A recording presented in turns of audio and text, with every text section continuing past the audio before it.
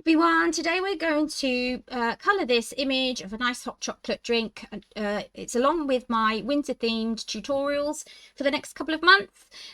So what I've done is you can get these printables, traceables, downloaded from the community tab page. There's a link there to the whole winter set, but you can also automatically get them once every 2 or 3 months just by signing up for email on my website. The link's below, heartanddesign.org.uk. Anyway, so I've already traced this onto marker paper. Marker paper is very transparent, as you can see, so you're able to trace it really well with those traceables, and then you're left with your image. So the other ones I've done are watercolor and acrylic, so you can see those tutorials as well. There's the acrylic one, and I've also shown you how to draw it step by step using the step-by-step sheets that are also available to download, or you can get them by getting the book on Amazon, which I'll put the link below. There's an actual book as well, so it's up to you how you want to go about it. Now, I still want the mug to be purple because I actually really enjoyed the mug being purple and I don't want to change it. So what I'm going to do is start by coming in from the outside edge so that we have a nice kind of clean blend from the outside edges all the way in.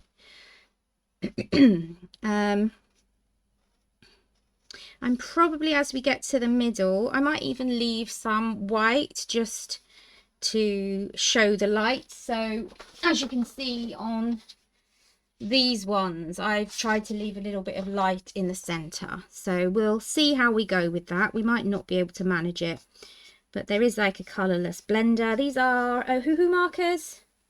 They're nice, affordable range and really good, and they go down so well on this paper. I absolutely love it on this paper.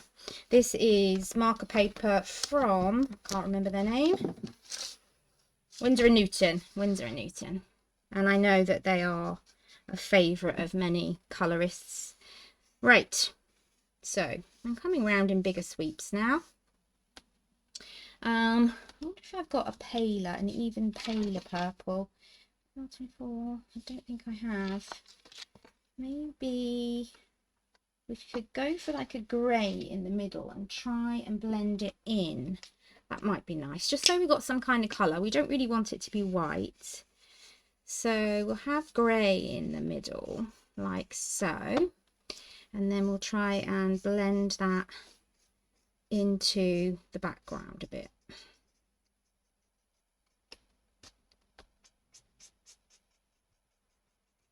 Okay, and that just gives us that slight change of colour. Now we can add also the grey in.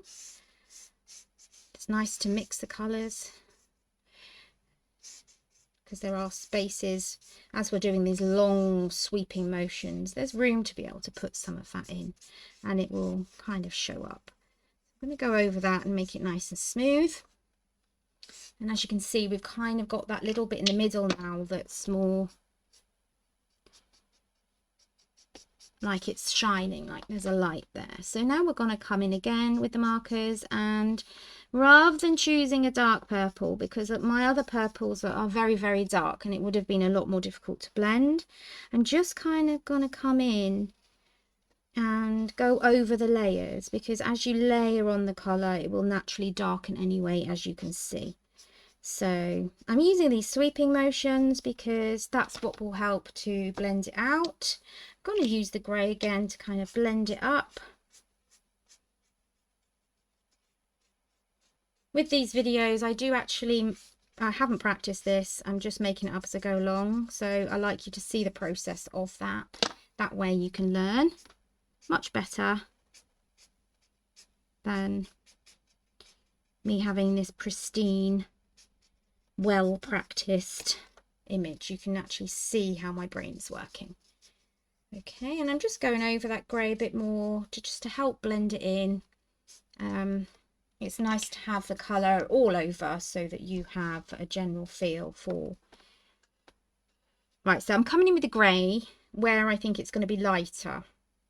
So it's going to be lighter there, and maybe light here as the light's hitting the top of the handle. But then I think we just need to come in with the colour and just go for it. You can always add in, as I say, some more of that grey. If we're nice and light, have a nice light pressure, and then we can come in with the grey as well, just to kind of even the tone out. And I've left the grey on the top because that makes it feel light there. Now what we can do is we can get our jelly roll pen as well, and we can just come in and put some nice little highlights in there. I mean, you can hardly see that on the camera, but I can see it. And one there as well. That one didn't work so well. That one's worked better. Okay, so you can do that, go round wherever you want to have some highlights, just mark them in. I'm going to just put some around the edges, like that. With these jelly roll pens, I find that the lighter you touch with the pen, the more likely the colour will come out nice. Sometimes it doesn't want to come out. Okay, so we've done that. Now it's time for the cream. So we're going to go for a really light creamy colour first. I just want to make sure I've got the right one. That one was light. And this one I think was the darkest one. Yeah, that's dark. I may not use that one. So I do always say try and get 3 colours out. So a light, medium, dark. But sometimes you don't want to have all 3 and you could just layer with the same colour as I just showed you. So just double checking which one I want to use as the main colour. Yeah, I think I'm going to come in for the cream and use like this light peach colour. I'm going to try not to go over those little marshmallows too much. But what I'm doing is to try and make a bit of texture. I'm just dabbing it down. It's almost like a paintbrush technique. And then you'll have some marks left where it will make it look like it's real. Okay, there we go.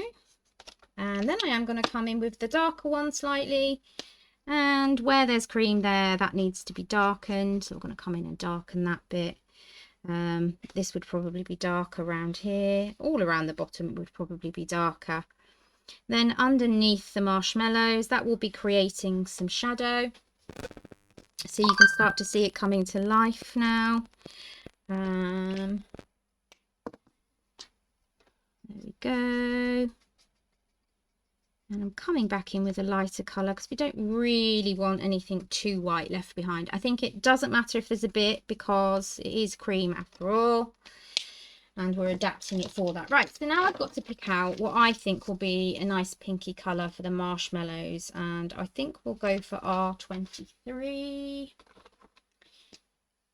And we can come in with a brush end. Oh, that's very bright. We've got bright marshmallows. And fill those in. Don't forget the ends. Okay, so we've done our main marshmallows. And what we can do is come in with like a darker pink and use the pin end and just kind of create some shadow underneath the marshmallow there. And then that creates a little bit of depth too. And then we can come in with our jelly pen again and just create, oh, that's the silver one. We don't want the silver one. We want the white one. Where's the white one gone? Whoopsie. I used the silver one on a different project earlier. Where it's lighter on top, we can go in with our white pen and just fill that in. Okay. So what I'll do is for the steam, we'll use the same colours that we've used on the cream, I think, because they're nice neutral tones. I'm going to go in with the lighter colour first, as I did before.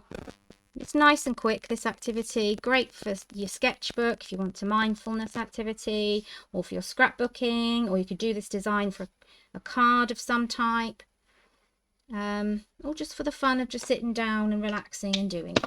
So I'm going to use the brush end of the darker one and kind of just add it in a bit to the other colours just to give it a bit of depth. As you can see, it kind of blends nicely.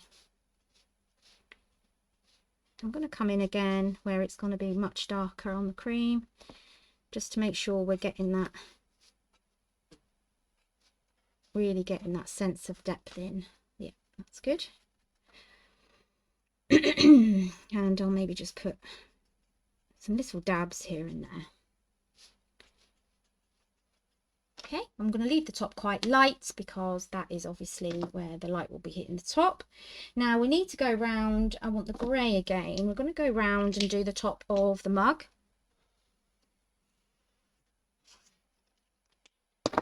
And we're going to come in with some of the purple on top. Like that, so that looks like the top of the mug, and then we're pretty much done. But you can go in and decorate with so many other things. Oh, I mustn't forget, nearly forgot, we need to do some of those, what do you call them, hundreds and thousands. So I'm doing some chocolate ones first, and obviously you can add more however you want. So that was that one. Let's go for a red. Should we have red?